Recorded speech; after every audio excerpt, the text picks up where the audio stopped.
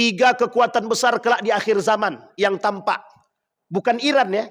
1 Irak. Yang kedua Yaman. Yang ketiga Syam. Benih perang dunia ketiga ini dah nampak gitu. Uniknya negara-negara Islam yang tunduk ini belum menentukan sikap sebelah mana. Apakah ke Amerika ataukah ke Rusia, Cina, Iran. Iran berani menggempur Israel. Semua mata di dunia ini sekarang tertuju pada itu. Bahwa betapa beraninya Iran menghancurkan negara yang menganggap diri dia dikdaya. Hancur dalam waktu yang sesingkat-singkatnya. Oh, hancurnya Israel di tangannya Iran. Itu adalah bagian daripada politik. Yang satu sisi jalur kemanusiaan kita bisa dukung. Tapi satu sisi dalam jalur urusan ideologi kita harus singkirkan. Karena tidak bisa Pak.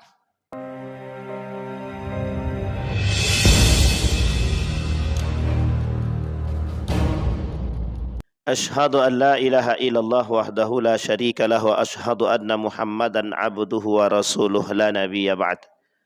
Allahumma salli wa sallim wa barik ala hadzal nabiyil karim.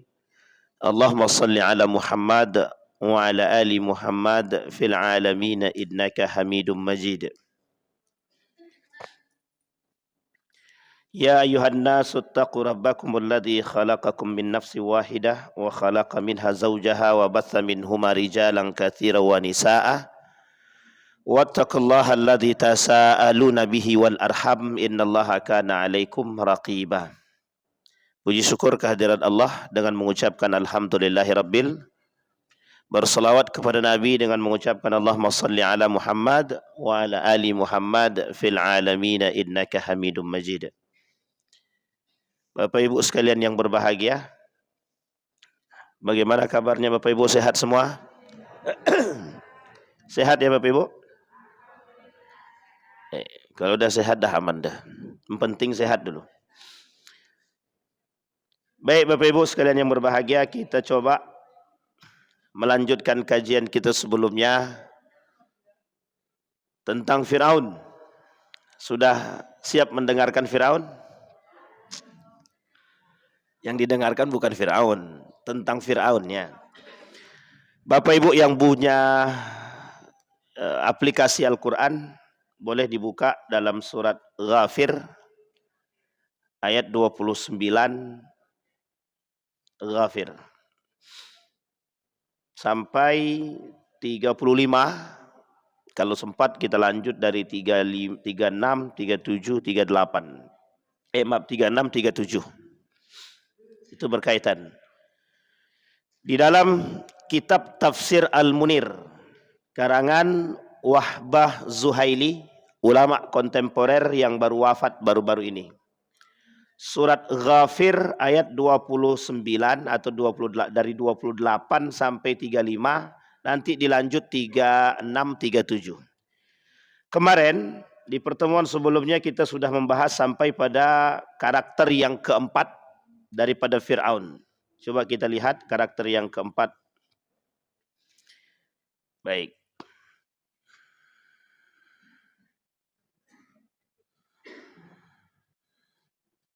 Pada karakter yang keempat itu dalam surat Al-Qasas ayat 4, kita ulang sedikit. Qasas, Al-Qasas ayat 4. Allah berkata, inna fir'auna ala fil ardi wa ja'ala ahlaha syi'an yastad'ifu ta'ifatan minhum yudhabbihu abna'ahum wa yastahi nisa'ahum innahu kana minal mufsidin. Kata Allah, karakternya Fir'aun itu, karakter Fir'aun yang keempat sebelumnya yang kita bahas, itu memecah belah umat.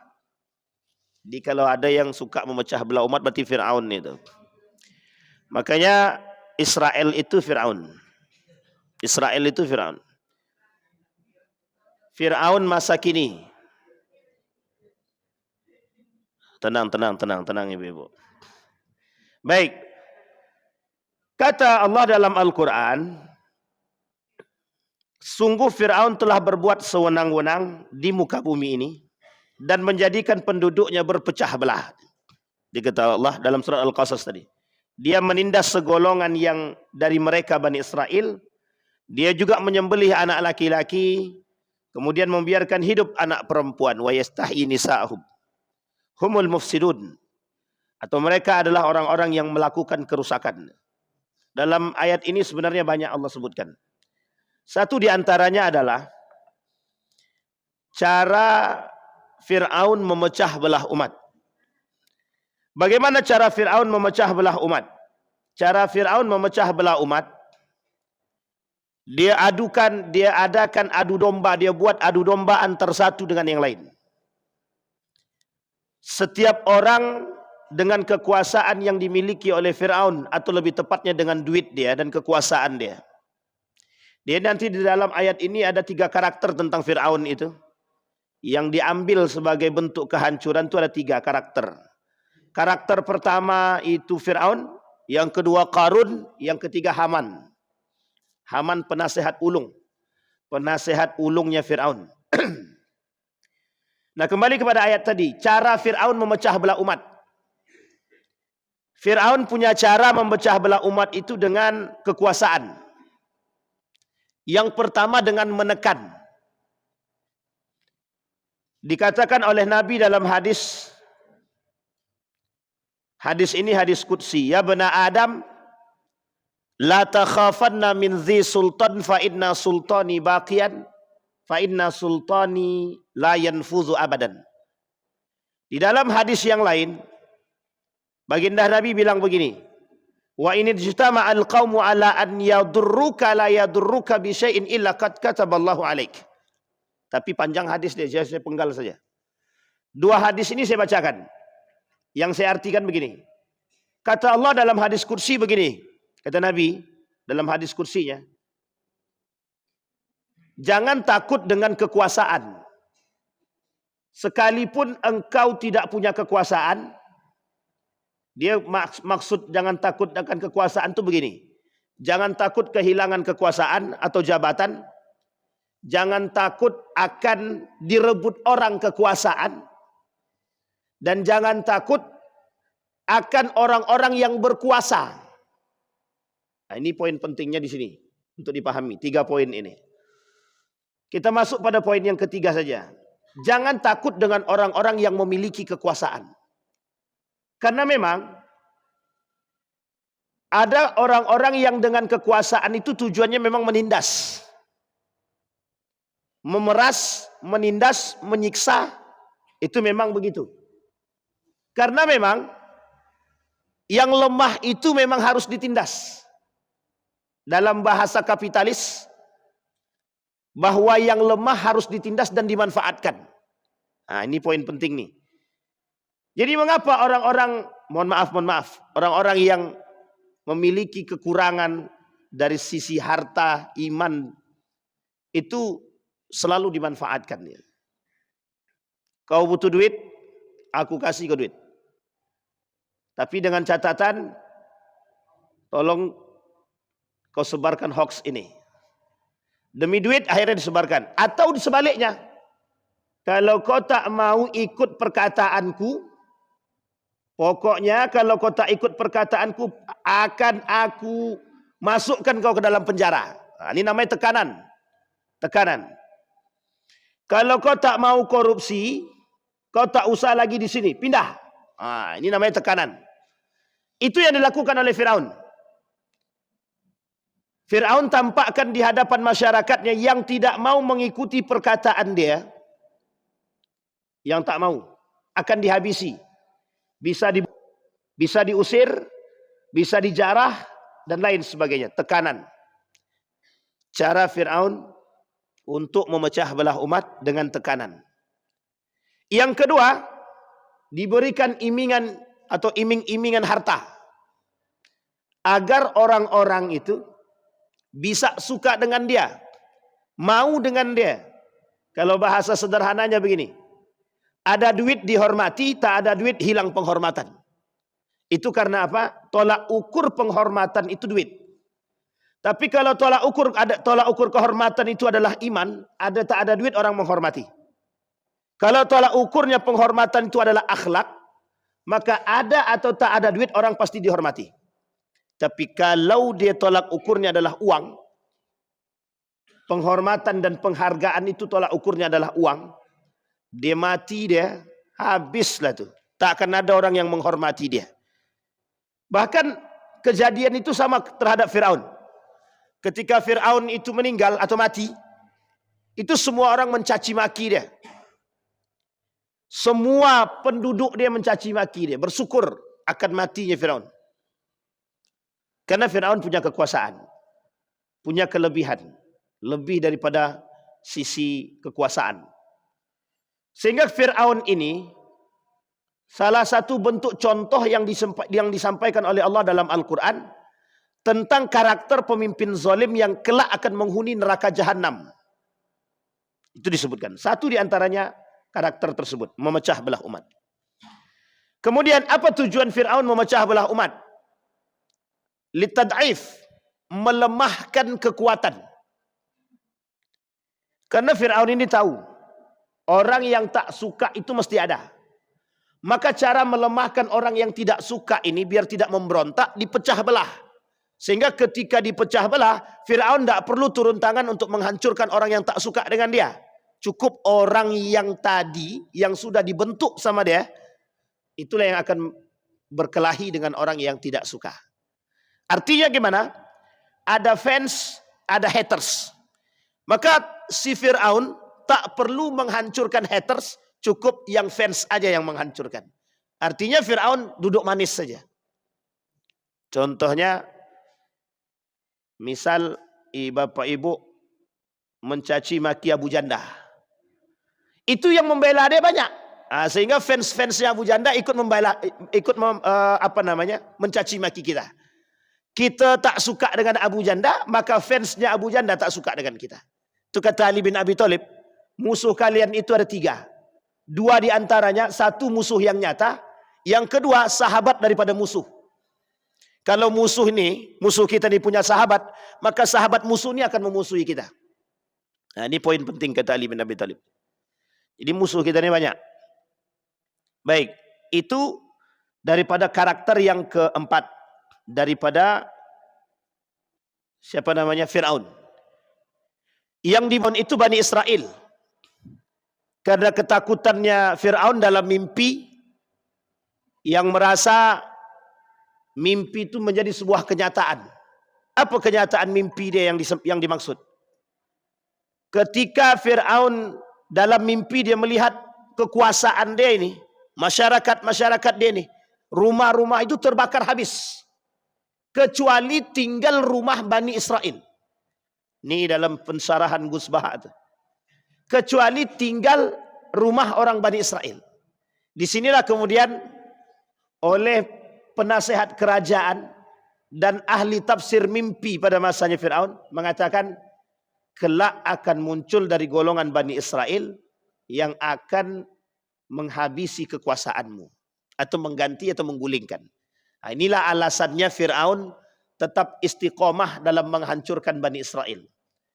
Bayangkan tuh istiqomah ya Bapak Ibu. Istiqomah. Baik. Kemudian yang kelima, kata Allah dalam Al-Quran dalam surat Ghafir yang tadi kita bacakan. Dalam surat Ghafir. Ya qaumi lakumul mulkul yawm zahirina fil ard. Faman yansuruna min ba'sillahi in ja'ana. Qala Fir'aun ma urikum illa ma ara. Wa ma ahdikum illa sabilar rasyad.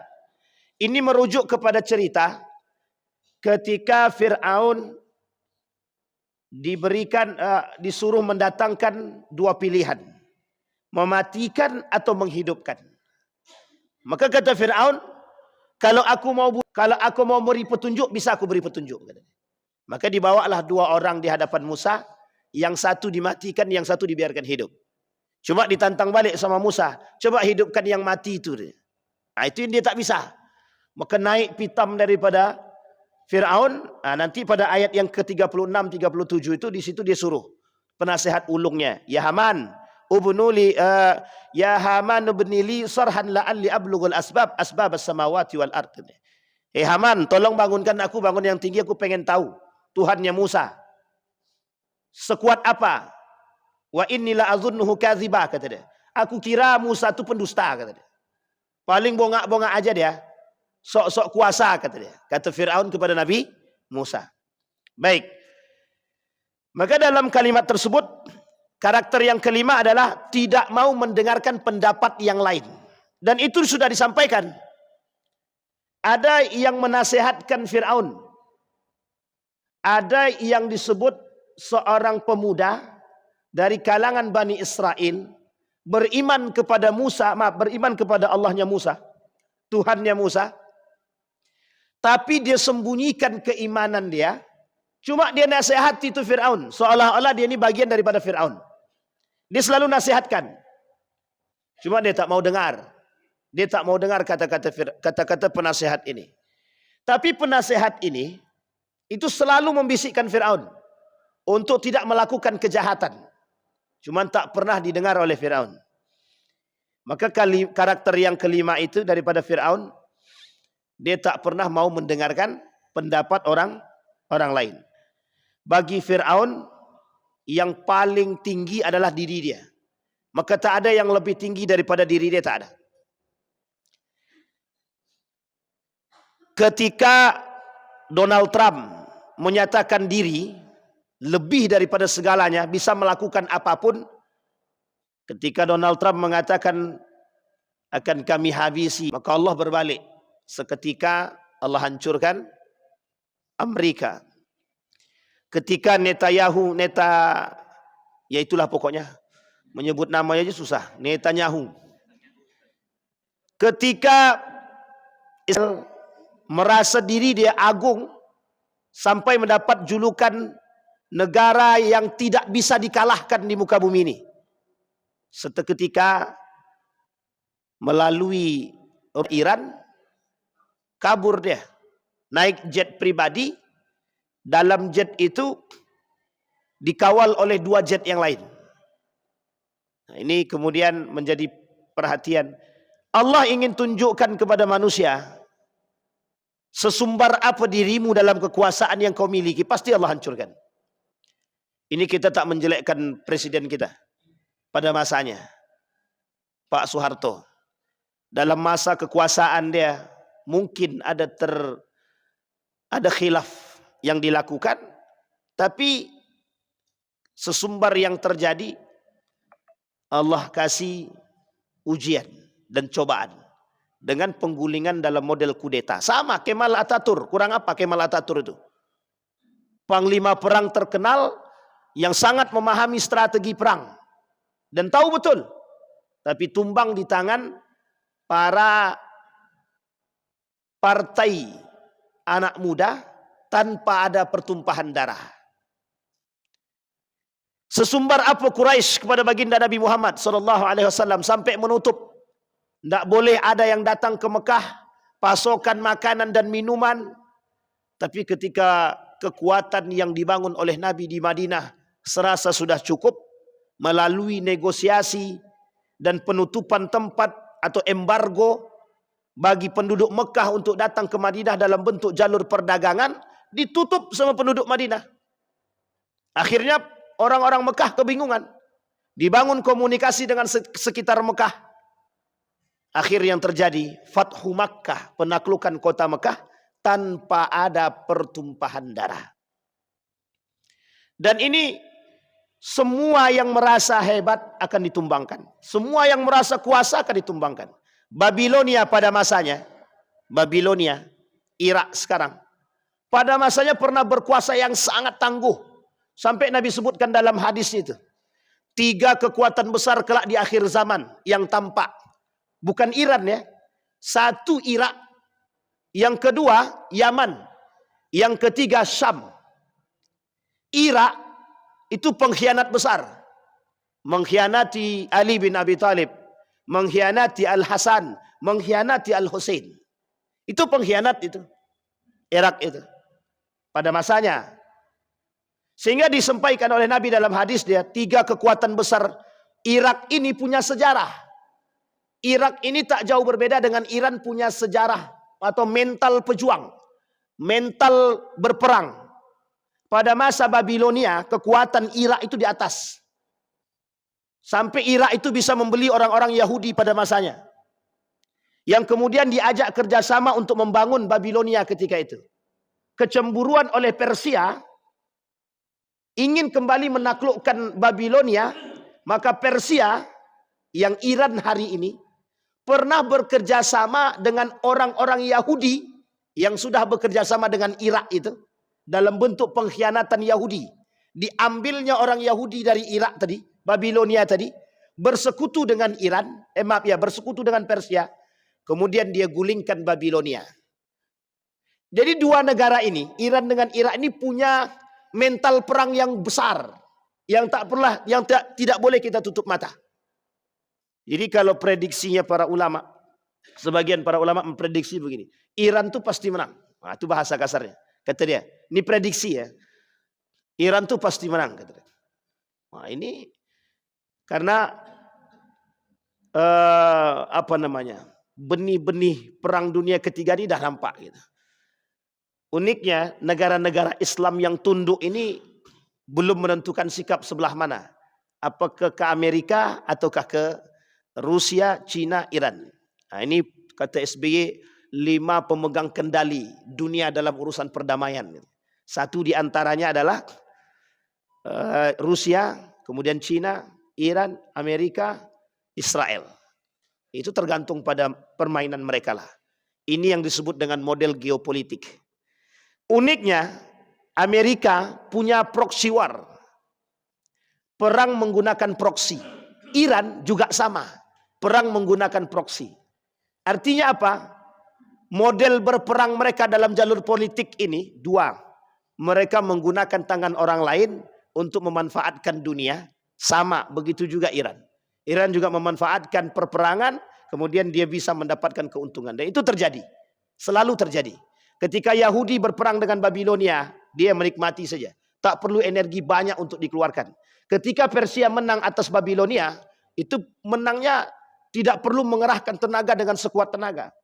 Maka Iran ini punya masa lalu yang tidak boleh kita tutup mata, karena memang kekuatan. Dia pernah menaklukkan Babilonia, pernah menghancurkan Yahudi, dan Iran selalu berada di balik penaklukan Yerusalem. Iran selalu berada di balik penaklukan Yerusalem yang dilakukan oleh Eropa. Nah, ini dalam sejarah. Kembali kepada poin tadi, bahwa Firaun tak pernah mau menerima pendapat siapapun. Dia tahu orang-orang lain ini yang memberikan pendapat bukan Tuhan, sementara diri dia Tuhan. Artinya Firaun sudah mengaku diri dia Tuhan. Maka kalau ada sekarang manusia yang mengaku diri dia Tuhan, berarti dia lebih parah daripada Firaun. Baik, itu yang ke-5. Kemudian di dalam surat Ghafir ayat selanjutnya itu, wa qala alladzi amana ya qaumi inni akhafu alaikum mithla yaumal ahzab. Disampaikan di situ, ada ketakutan terhadap kaumnya akan terjadi perkampungan-perkampungan yang akan mendapatkan ahzab wal azab. Jadi ada ketakutan yang terjadi. Seorang pemuda yang beriman, yang menyembunyikan keimanannya terhadap Fir'aun itu, dia kata begini, aku takut kelak Fir'aun dan para pengikutnya ini diazab oleh Allah itu. Bahkan belum sempat dia beriman kepada Allah, mereka sudah diazab. Karena memang cerita sebelumnya begitu. Orang-orang yang tak beriman kepada Tuhan, kepada Allah, yang dibawa oleh risalah oleh para nabi, kemudian mereka di bumi hanguskan oleh Allah. Maka karakter Fir'aun ini sebenarnya menjadi contoh. Itulah alasan kenapa Fir'aun ini tidak disebutkan oleh Allah dalam Al-Quran nama asli. Karena kejadian itu akan terus terulang. Buktinya dengan nyata kita lihat hari ini, para penguasa-penguasa menganggap diri mereka lebih dan berkuasa. Baik dari sisi harta yang berkuasa, baik dari sisi kekuasaan yang berkuasa, baik dari sisi permainan politiknya yang berkuasa, mereka merasa semua itu sudah di atas. Jadi tidak perlu lagi yang namanya Tuhan. Maka pernah terjadi pada masa dahulu Yunani, seorang pemikir Yunani itu merasa begini, ketika kekacauan dengan kekuasaan yang pernah terjadi, sampai dia bilang begini, "Hei, Tuhan itu sudah mati. Kami tidak butuh Tuhan. Kami tidak butuh Tuhan. Yang kami butuhkan adalah apa yang bisa kami makan, apa yang bisa kami jadikan kekuasaan." Jadi Tuhan itu bagi mereka tidak ada. Makanya kenapa lahir kelompok-kelompok ateis yang tidak percaya yang tak percaya pada Tuhan. Dan ini alasan, kata orang-orang ateis itu, ini lebih tinggi daripada wahyu. Akal ini lebih tinggi daripada wahyu. Sehingga kami tidak butuh Tuhan. Wahyu datang dari Tuhan. Akal datang dari kesempurnaan manusia, kata dia. Nah, ini poin penting untuk disampaikan, bahwa ada orang-orang yang meninggikan akal seolah-olah mereka lebih daripada segalanya. Nah, kaum liberal, sekuler, orientalis, mereka berposisikan diri pada hal tersebut. Akal lebih tinggi daripada wahyu. Sampai mereka katakan bahwa Al-Quran itu di bawah akal. Maka orang-orang beriman wajib dia bertadabbur pada ayat-ayat seperti ini. Karena kita tahu tuh di mana karakter-karakter yang Allah turunkan. Sehingga mohon maaf, ini bukan cocokologi. Dan Allah menunjukkan karakter itu untuk manusia berpikir. Jangan-jangan daripada mereka yang mengerti tapi mereka melakukan. Banyak orang yang sadar tapi melakukan. Ini yang menjadi masalah. Uniknya, sumpahnya dengan Al-Quran, tapi karakternya dengan Fir'aun. Sampai di sini paham maksud saya, Bapak Ibu? Jadi sumpahnya Al-Quran, karakternya Fir'aun. Berarti Ustaz bilang mereka itu Fir'aun. Iya, kalau mereka merasa. Kalau mereka tak merasa, ya Alhamdulillah. Sampai di sini paham ya Bapak Ibu? Itu baru 6. Sementara ada 16, masih 10 lagi. Baik, kita lanjutkan pada karakter yang ke-6. Menjauhkan rakyat daripada kebenaran. Apa kata dia? Ketika Musa memberikan kebenaran dalam membawa risalah sang pencipta, apa kata mereka? Haman, kemudian Fir'aun, innahu la sahirun kadzab. Bahkan dalam Al-Quran, dalam surat Thaha dikatakan, qalu inna hadza la sahiran yuridani an yukhrijakum min ardikum bisihrihima wa yadhhaba bitariqatikumul muslah. Kenapa di sini disebutnya dua orang? Harun wa Musa. Dia Harun dan Musa cadel, sementara Harun ahli komunikasi. Musa tak bisa berbicara dengan baik, tak bisa berdiplomasi, tapi Harun punya kelebihan pada aspek diplomasi. Sehingga digabunglah antara Musa dengan Harun. Kemudian muncul pertanyaan, siapa Harun ini? Dalam Al-Quran disebutkan dua hal. Satu disebutkan saudara dia, yang satu lagi saudara perempuannya. Nah, dua-dua ini kalau dalam pandangan para ulama, kata Ibnu Katsir, saudara daripada Maryam. Tapi dalam tafsir yang lain, kakak daripada Musa. Dan ini diperdebatkan oleh para ulama ahli tafsir tentang siapa sebenarnya Harun. Dan kenapa tiba-tiba muncul Harun di situ. Secara itu bisa dilacak dalam sejarah. Bahwa sebenarnya Harun ini adalah orang lain. Sebenarnya orang lain yang disandarkan sebagai kalimat persaudaraan. Akhakum. Atau lebih yang disebut dalam Al-Quran tersebut, saudara perempuan kalian. Nah, saudara perempuan ini siapa? Ini kemudian yang menjadi persoalan. Ada yang mengatakan dia daripada Maryam, ada yang mengatakan dari yang lain. Nah, kata Fir'aun, Musa, Harun, pembongak. Jangan kalian percaya. Nah, Fir'aun melakukan penekanan itu kepada mereka. Sama halnya yang dilakukan pada masa sebelum Umar bin Al-Khattab. Sebelum Umar bin Al-Khattab masuk ke dalam Islam. Pada masa Abu Jahal, Abu Lahab. Untuk menggeserkan kebenaran itu, tekan itu. Dia tekan dulu. Dia sampaikan kepada masyarakat itu. Muhammad itu kadzab. Muhammad itu sahir. Muhammad itu penipu. Muhammad itu tukang sihir. Disampaikan tuh. Kata Abu Jahal, Muhammad itu la sahirun kadzab. sangat penyihir ulung, sehingga membuat kalian terhipnotis dengan perkataannya. Umar bin Khattab juga melakukan hal yang sama pada budak dia. Ada budak perempuannya, Umar bin Khattab kata, itu tidak benar. Tapi pengakuan Abu Jahal, kebenaran apa yang disampaikan oleh Muhammad kepada Abu Sufyan dan kawan dia. Kemudian Abu Jahal bilang, Abu Sufyan bilang, kenapa ente sudah tahu kebenaran Muhammad, kenapa ente tidak masuk Islam? Dari kabilah Muhammad ada, dari kabilahnya Muhammad ada nabi, dari kabilah kami tak ada nabi. Gengsi aku, kata dia. Jadi Abu Jahal menyebarkan hoax itu karena gengsi aja. Abu Jahal meredam kebenaran itu karena gengsi. Fir'aun sama.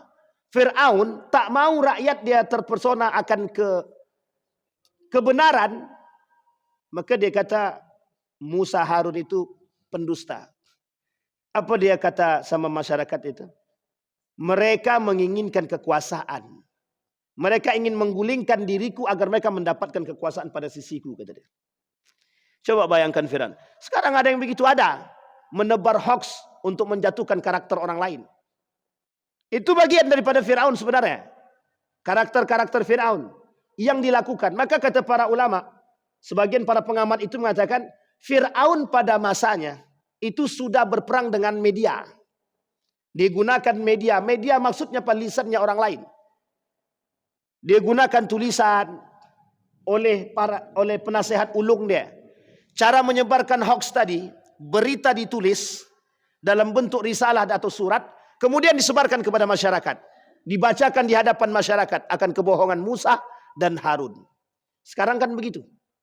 Untuk menjatuhkan lawan itu butuh strategi. Salah satu strategi yang digunakan adalah menebar aib. Jadi menyebar aib dengan media.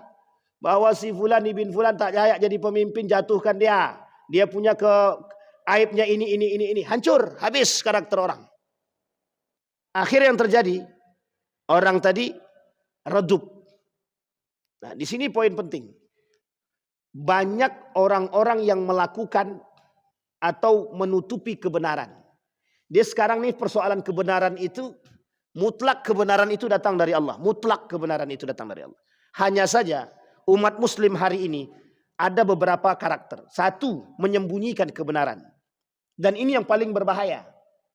Yang suka ikhfa'ul haq, menyembunyikan, atau kitmanul haq, menyembunyikan kebenaran. Apa maksudnya menyembunyikan kebenaran? Kalau kebenaran itu terungkap, itu berdampak pada diri dia. Kalau Fir'aun ungkapkan kebenaran, apa kata Fir'aun? Kalau Fir'aun bilang bahwa Tuhannya Musa itu betul-betul ada, betul-betul kuasa, kira-kira Fir'aun hancur apa tidak? Sama, Pak. Banyak para penguasa hari ini menyembunyikan kebenaran, takut akan kedok dia terbuka. Aib dia terbuka. Kerusakan dia terbuka. Tak mau. Sehingga harus disembunyikan. Namanya kitmanul haq. Menyembunyikan kebenaran. Yang kedua, tahu kebenaran tapi tidak mau kita menyampaikan. Dan ini terjadi pada beberapa kali kasus. Maka Nabi bilang dalam hadisnya, terutama pada mereka pengacara, hakim, al-qudatu salasah. Hakim itu 3 kata dia. 2 di neraka, 1 di surga kata dia. Nah yang 2 di neraka ini apa? Tahu dia kebenaran tapi dia tak eksekusi kebenaran itu. Nah, itu yang berat tuh di situ. Kita tahu kebenaran tapi kita tak sampaikan kebenaran itu. Kita tahu, kita tak sembunyikan. Cuman kita tak mau berbicara karena kita takut. Sehingga kita butuh lisan yang lain, lidah orang lain untuk menyampaikan kebenaran itu. Kenapa? Karena kita takut. Pertanyaannya adalah, kalau kita takut akan menyampaikan kebenaran, berarti na'udzubillah, tsumma na'udzubillah. Kita masih ada yang kita takuti selain daripada Allah. Ini Bapak Ibu kan kita mengkaji ilmu tasawuf. Apa hukumnya takut kepada selain daripada Allah? Apa hukumnya takut kepada selain daripada Allah? Itu bisa kufur. Bisa kufur. Sekarang begitu. Kenapa ditekan? Untuk menyampaikan kebenaran perlu tekanan. Biar jangan sampai kebenaran itu tersebar, tekan dulu. Sehingga orang tak berani berbicara. Orang tak berani berbuat. Orang tak berani berkata. Inilah kemudian kenapa karakter Fir'aun itu masih ada. Masih banyak orang-orang yang takut kebenaran itu terkuak harus ditekan. Dan uniknya ada orang-orang yang berani yang tak mau menyampaikan kebenaran. Takut. Yang kedua. Yang ketiga, kebenaran itu memang harus disampaikan melalui pribadi-pribadi orang-orang yang berani untuk menyampaikan kebenaran. Dan ini yang hari ini kita sedikit temukan. Kenapa? Lisan kita seolah-olah terjaga untuk tidak menyampaikan kebenaran itu secara terang-terangan. Nabi kata begini, jika kebenaran itu bisa menyelamatkan dan bisa merubah pandangan, maka sampaikan kebenaran itu dalam bentuk keramaian sekalipun tak disukai. Inilah asal mula kalimat itu, qulil haq walau kana marra. Sampaikan kebenaran meskipun pahit. Jangan salah menempatkan hadis ini. Karena dulu untuk mengatakan kebenaran pada masanya itu butuh kekuatan. Sama, hari ini juga begitu. Para Fir'aun yang ada sekarang, kita ambil contoh Bapak Ibu. Ketika Iran melakukan atau memberikan hadiah Rudael, itu sistem intelijennya udah rusak semua itu. Cuma masih bisa membuat atau menutupi kebenaran. Berita tentang rakyat Israel menangis itu tidak semua orang tahu. Hanya ada beberapa video yang kemudian sebelum dihapus sudah diambil, sudah di-download. Itu pinternya Fir'aun pada masa sekarang itu. Jadi dia tutupin tuh kebenaran. Apa kata dalam rilis resmi mereka? Iran cuma tidak tepat sasaran. Dia tak merusak. Padahal sudah begitu hancurnya. Dia kata tidak merusak. Tapi karena media itu sudah terlanjur tersebar dan ada yang mengambil sebelum dihapus, maka kemudian tersebar akan kelemahan daripada. Dia kata masyarakat dia tidak punya masalah dengan psikologi. Padahal masyarakat Israel itu sekarang ini sudah terasa betul mereka berada dalam kondisi psikis yang sangat atau mental yang sangat parah. Kenapa? Apa bedanya Israel dengan Palestina? Palestina dalam kondisi yang brutal begitu, yang dihabisi oleh Israel, mereka masih tetap bertahan ingin dan tak mau meninggalkan tempat. Israel, penduduknya dengan gagah menuliskan, minta maaf kami Iran, kata dia. Kami cukup, kami mengaku salah, kata dia. Tapi kata Iran, kalian sudah cukup yang kalian buat terhadap Palestina dan Gaza. Hari ini biar kalian merasakan apa yang dirasakan oleh Gaza, kata Iran. Nah, itu Ali Khomeini-nya bicara begitu dalam rilis resmi dia. Kata dia, kalian nantang, kami berikan. Kalian merasa sok berkuasa, kami lakukan. Kata dia. Sehingga dilakukan oleh Ali Khomeini dalam perintah dia. Setiap perintah dia beberapa menit kemudian terjadi. Setiap perintah dia beberapa menit kemudian terjadi. Jadi memang Iran punya masa lalu mental perang yang sangat kuat. Yang tak pernah bisa kita tutup mata dengan kejadian tersebut. Nah, kembali kepada poin yang ke-6 tadi. Menjauhkan rakyat daripada kebenaran. Dan ini karakternya Fir'aun. Yang tidak suka terkuaknya akan kebenaran siapa sebenarnya Tuhan. Sehingga keberhasilan Fir'aun ketika itu menutupi kebenaran dengan mengusir atau memberikan jalan keluar kepada Musa. Pergi kalian, pergi dulu Musa dengan Harun serta para pengikutnya.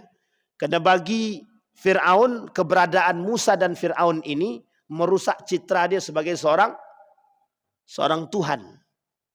Dia merasa diri dia Tuhan. Nanti kalau Musa sama Fir'aun ini terus menyebarkan tentang Tuhan dia, maka citra dia sebagai Tuhan hilang.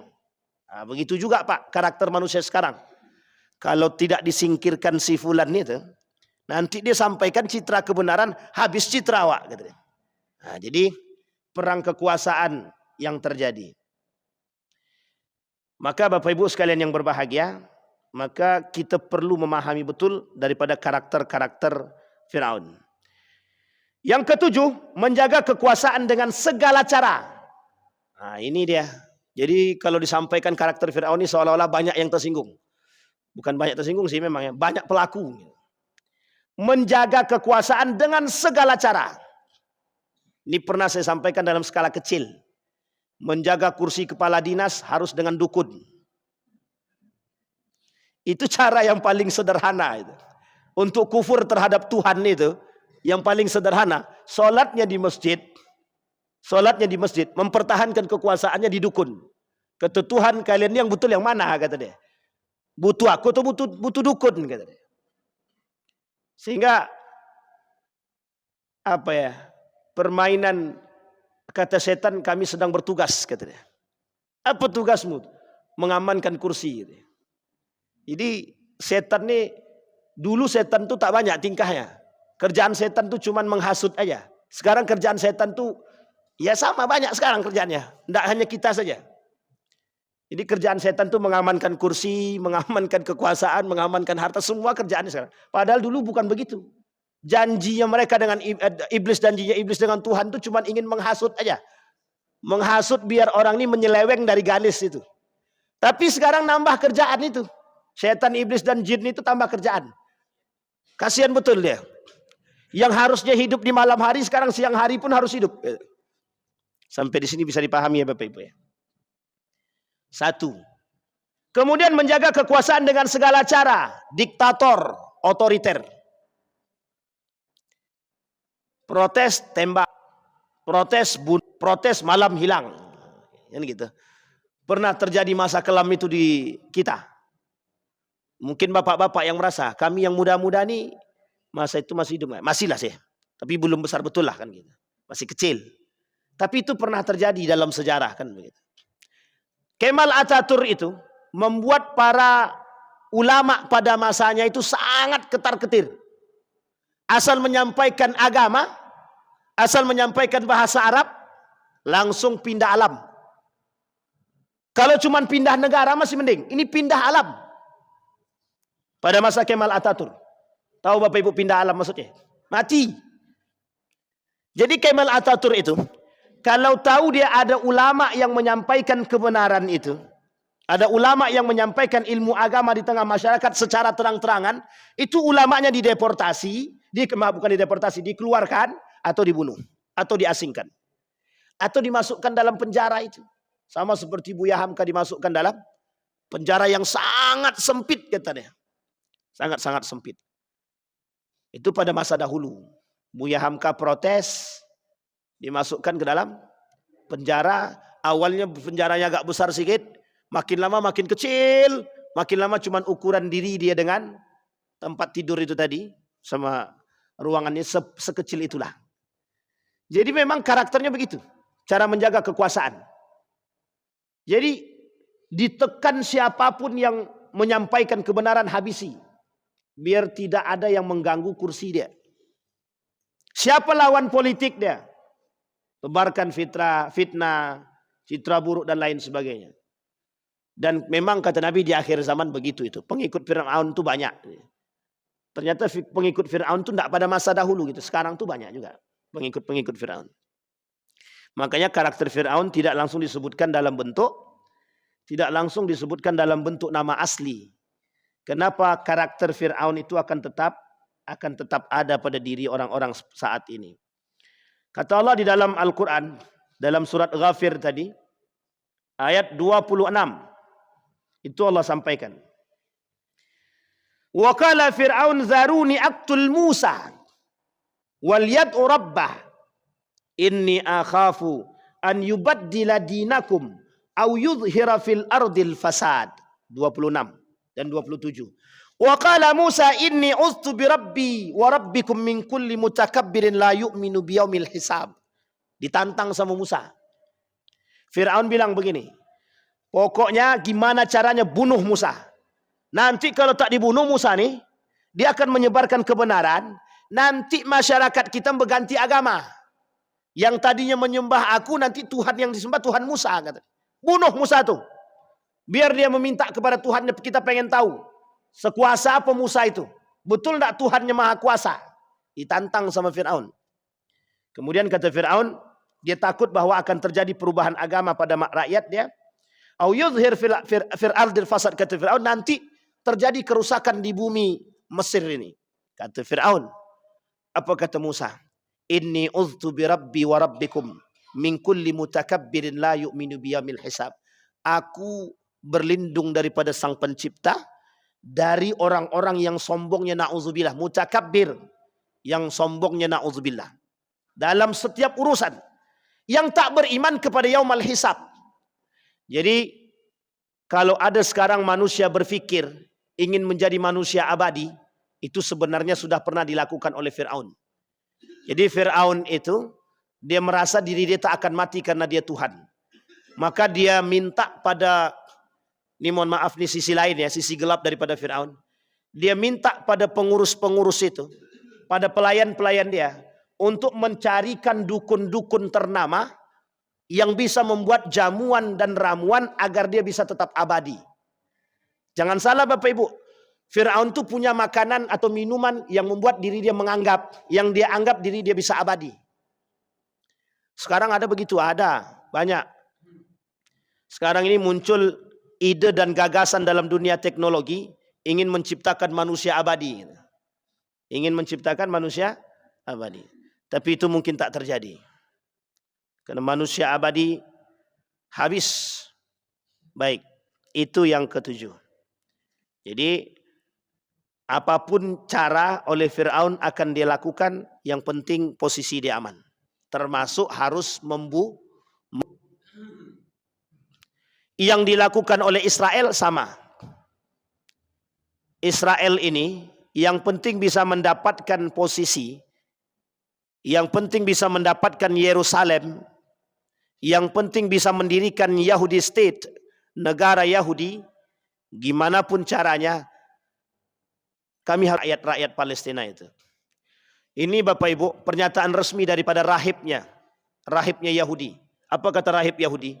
Seorang wartawan asli Yahudi Eropa datang berkunjung ke Israel. Dia wartawan.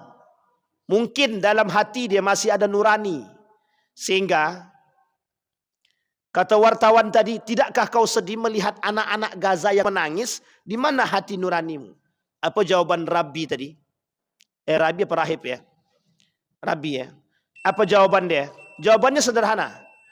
Mereka membunuh rakyat itu, orang-orang yang berdosa dan zalim itu pahala bagi mereka. Katanya. Sama pada masanya begitu. Bani Israel juga begitu dulu. Pernah terbesit karakter begitu dalam karakternya Bani Israel. Untuk menghancurkan rakyat-rakyat Palestina itu. Karena butuh tempat. Karena mereka ilegal, nggak punya tempat. Sehingga sampai hari ini, dengan jejaring yang mereka miliki, mereka merasa berkuasa. Di setiap tempat ada jaringnya. Ada jaringnya. Maka kalau kita rujuk kepada sejarah, Israel itu sebenarnya tidak ada. Yang ada nih Yahudi. Israel sekarang ya, bukan Bani Israel. Allah cuma sebut dalam Al-Quran itu Bani Israel dan Yahudi, bukan Israel sekarang. Makanya sebagian para pengamat itu mengatakan Yahudi, Zionis itu yang lebih. Yang kita lawan juga Yahudi, bukan Israel. Di akhir zaman juga Yahudi, bukan Israel. Tapi apakah Yahudi ini Israel? Apakah Israel ini Yahudi? Itu kemudian tergantung cara pandang kita saja. Karena memang yang membantu Israel ini, itu juga orang-orang Yahudi. Jejaring Yahudi yang ada di beberapa negara. Jadi Bapak Ibu sekalian yang berbahagia, ketika John F. Kennedy dibunuh, itu karena John F. Kennedy ingin melepas diri dari Yahudi. Cuman karena tahu keinginan John F. Kennedy ingin melepaskan diri daripada kongkongan Yahudi, itu kemudian John F. Kennedy balik dari Indonesia, dijemput oleh ajudan, tak balik lagi ke rumah. Udah pindah alam. Jadi saking seriusnya mereka itu untuk mengamankan. Kenapa? Karena kalau John F. Kennedy waktu itu melepas diri daripada Yahudi, maka ada kemungkinan perlawanan yang akan dilakukan oleh John F. Kennedy terhadap mereka, menyingkirkan kekuasaan. Sementara ketika itu yang memegang kendali Amerika adalah Yahudi. Dua dinasti, Rockefeller dan Rothschild. Baik. Yang ke-8 terakhir. Dia ada 16, 8 kemudian kapan waktu kita sampaikan. Yang ke-8, anti reformasi. Anti perubahan. Fir'aun tidak mau melihat adanya perubahan di kalangan masyarakat. Dengan segala cara akan dia lakukan agar jangan sampai rakyat dia sadar. Jadi selalu dibangun citra, selalu dibangun berita, hoax. Setiap ada yang menyampaikan kebenaran, tutup dulu.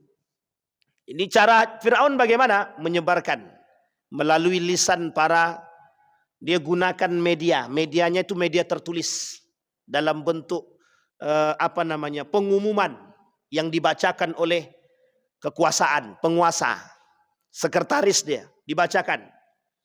Tak ada namanya kebenaran, itu tak ada. Kebenaran yang mutlak itu cuma datang dari Fir'aun. Tidak ada kebenaran yang mutlak datang dari yang lain, tak ada. Sehingga disinilah Fir'aun mengatakan bahwa kebenaran itu mutlak akan datang daripada diri dia. Kalian mau kaya, Fir'aun bisa kayakan. Kalian mau miskin, Fir'aun bisa miskinkan. Nah, ini poin pentingnya Bapak Ibu. Jadi memang, tapi sekarang kita lihat memang banyak yang begitu. Orang kaya, mohon maaf jangan tersinggung orang kaya, yang tak beriman maksud saya. Itu memang hampir mirip dengan Fir'aun itu. Dia kekayaannya dia guna untuk membeli suara orang, kursi orang, dan lain sebagainya.